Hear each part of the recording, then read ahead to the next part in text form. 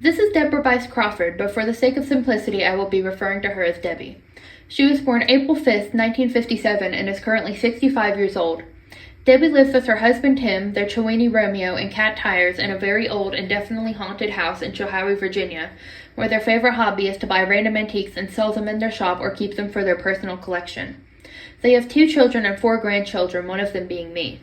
Somewhat recently, Debbie retired from her job as an engineering technician at a natural gas company, and she is trying to find new ways to occupy her time. For instance, sometimes she will pick me up after this class and we go to my house and watch The Price is Right. Since we've been spending more time together, I've come to realize that I don't know a lot about my grandmother's life. So, I decided that for this project, it would be fitting to focus on her. In my talks with her, I noticed just how much of her life related to one of our topics in particular, that being community. Debbie was born alongside her 2 brothers in the small Appalachian town of Saltville, Virginia. Her family's connections to the town can be traced back to the Civil War. Saltville is a shining example of a stereotypical mining town, though unlike the coal exported from the rest of the region, it produces, of course, salt. Saltville is also known for its extensive history. Around 10,000 years ago, during the late Pleistocene epoch for anyone interested in paleontology, the area was frequented by creatures like woolly mammoths and ground sloths seeking out salt, with the remains still being found today. This also led to the region being popular with Native Americans and European settlers. Salt production began in the 18th century, and during the Civil War, the town was valued as the Confederacy's main source of salt. One of Saltville's claims to fame is the fittingly titled Battle of Saltville and its reenactments over the years. Debbie told me her great-great-grandfather, Adam James Arnold, a sharecropper originally from North Carolina, was home on leave when the battle broke out, and he went to Saltville to fight. He was passing by a house that had temporarily become a factory when his jacket got caught on barbed wire, and if it hadn't, he would have been hit straight on by a bullet rather than just being grazed by it. On Christmas Eve of 1924, a nearby dam failed and flooded the town, resulting in the deaths of 19 people and going down in history as the Muck Dam disaster. The town is dominated by near-identical houses, constructed by the company that used to hold dominion over Saltville and its residents. Many Appalachian towns were once controlled by massive, powerful mining companies, as nearly all of the town's residents were their employees. In Saltville's case, the Olin Corporation was responsible for issuing critical things like food, education, and currency, and the manufacturing of chemicals that led to the town's pollution, particularly mercury. Though this practice was certainly something to be frowned upon, many of the older residents will complain that Saltville is a shell of its former self. In a way, this is true. People aren't as active in town as they once were. Save for a few days of the year, it is a rare sight to see people wandering about the square. In the past, people did things like visit their neighbors unannounced or talk to whoever they had accidentally called while trying to reach someone else, as it was the general consensus that everyone knew each other, and many of the things about them too. The disappearance of community is something that plagues Saltville's older generations. Though she moved away and no longer lives there today, Saltville holds a fundamental place in Debbie's life. Though I would argue it is her hometown, she would make the case for Glade Spring, her home for much of her adolescence. Her family made the move when she was about 10, and her father and stepmother still live there today. Debbie graduated her junior year in the class of 1974 from Patrick Henry High School, the same school I attended. However, she would soon move back to her hometown after marrying her childhood neighbor Tim when they were both 18. 2 years later, she would graduate from Virginia Highlands Community College. Debbie told me that one of her biggest regrets in life was being unable to attend college here at Emory and Henry.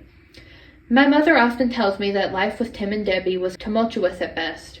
He was always gone working long shifts for Olin, and she was described to me as not the most supportive of parents. Still, they eventually got their children raised with their marriage intact, and now have a better relationship with them. One of the most important things in Debbie's life, only second to family I hope, is her relationship with the small town she has inhabited. Every Sunday, nearly without fail, she makes her way to the Saltville church my family has been affiliated with since I can remember, keeping up with fellow churchgoers and helping with events like Bible school. Some Fridays, she joins her sister-in-law in working at Glade Spring Soup Kitchen, feeding upwards of 100 people. The family antique store in Chilhowie shows Tim and Debbie's dedication to preserving the past for generations to come. It's no secret that community is one of the most important aspects of small towns. In an article on the subject, De Giovanna writes, "Rather than being lost and atomized in the chaos of a metropolitan area, those living in small towns can truly get to know one another on a personal level. Big city residents tend to feel extremely lonely despite being surrounded by hundreds or thousands, if not millions, of people. Still, people continue to leave their hometowns for the opportunities of cities, a phenomenon that I've noticed is especially prevalent in the newer generations of Appalachia. I've seen members of my family leave their relatives for more acceptable and lavish lifestyles in the north with little regard to what or who they had left behind. In the end, this mass exodus from Appalachia has taken its toll on people like Debbie. Though much of the region has been fundamentally changed, it is, of course, still home at the end of the day. Despite their differences, there is still a prevailing sense of community that envelops the residents of Appalachia. They are united not only by the place they live, but also the experiences they have had because of it. I would argue that the region has one of the richest histories in the United States, one so deep it is near impossible to sever yourself from your connections with it. This history is what has led to the Appalachian community having more permanency than just an average small town. Though young people have no direct experience with things like the Olin Corporation, the memory of their ancestors still remains.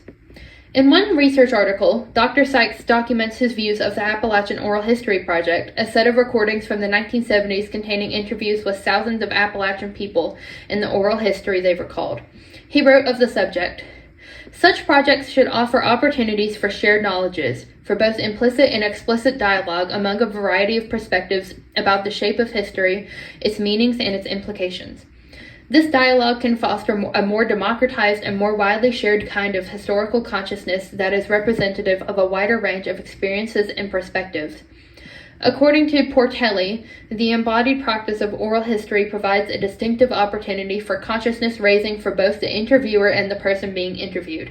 This work is made meaningful as the encounter of the two subjects who recognize one another's shared humanity and who seek to build a common ground upon their difference." Oral histories are one of the most critical parts of Appalachian culture. As we begin to lose them, the vibrancy of places like Saltville is lost as well. I would say that we often take for granted the lives and wisdoms of the older generations and just how valuable they are to our culture today. It is so incredibly important for us to help support their communities. Without our emphasis on learning the past, parts of it could be lost forever. No matter the difference time has made between the older and younger generations, both are still human. To wrap up this discussion, I would like to say that Debbie has taught me just how important community is, especially for someone from this area. Despite everything that has happened to her throughout her life, she still remains here to be with her friends and family and to help others like her. She has given me a newfound appreciation for the fact that I live in Appalachia by showing just how important the people and their histories truly are. I hope that someday I can contribute just as much to my communities as Debbie has to hers.